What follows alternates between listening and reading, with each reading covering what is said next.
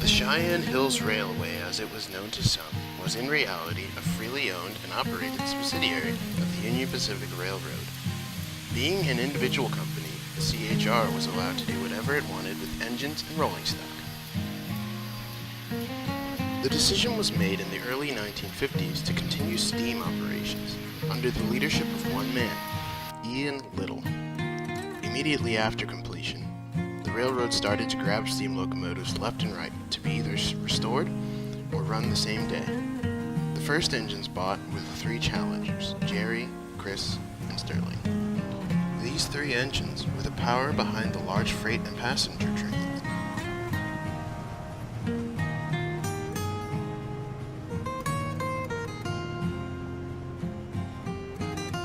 Mr. Little then bought two FEF3 locomotives, fresh from the factory. Mike and Mac were two lovable characters, and they got along well with everybody.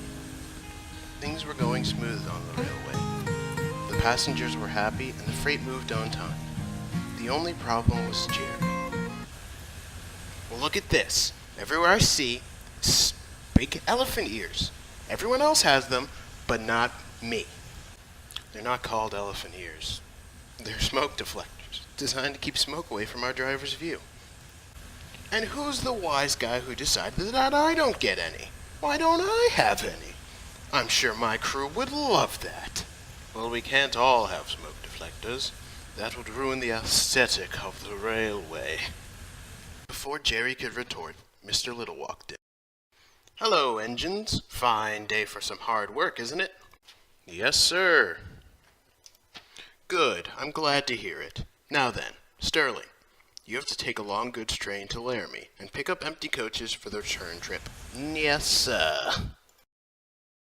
Jerry, I need you to collect a long train of coal coppers from the yards and take them to the power plant. Yes, sir. Later, Jerry found his train waiting for him in the yard. As he was leaving, the yardmaster shouted out to him, "Remember to go slow. You don't have smoke deflectors, and it's windy outside." This comment infuriated Jerry as he pulled out of the yard in a huff of smoke. On the road, Jerry was making great time on his way to the power plant. Smoke deflectors, everyone gets them but me. That's just not fair. Though he was making good time, Jerry was speeding down the track. His driver tried to check him. "Slow down, old boy, or we're gonna wreck. Save the wrecks for the others." His driver meant right this second. In front of them loomed a huge pile of coal, but Jerry saw it too late. He had already run the red signal. He applied the brakes hard, but it was no use. It took the yard workers several hours to clean Jerry out of the coal pile. When Mr. Little arrived, he was not happy. "Jerry, what's the meaning of this? A routine coal train turned into a fiasco?"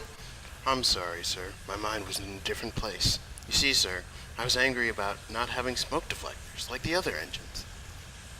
Mr. Little was sympathetic. "Jerry, having smoke deflectors, or not, doesn't make an engine more special. Hard work and a good attitude are what make an engine special. You're unique in the way that you don't have smoke deflectors. Don't let such trivial things bother you in the future, okay?" Jerry agreed to this wholeheartedly. In a few days, Jerry had been fixed up and was ready for active duty once more. On his way out of the yard, with a load full of containers, Jerry passed Mac on a siding. "Hey Jerry, how's it going?" "I'm feeling much better now, thank you.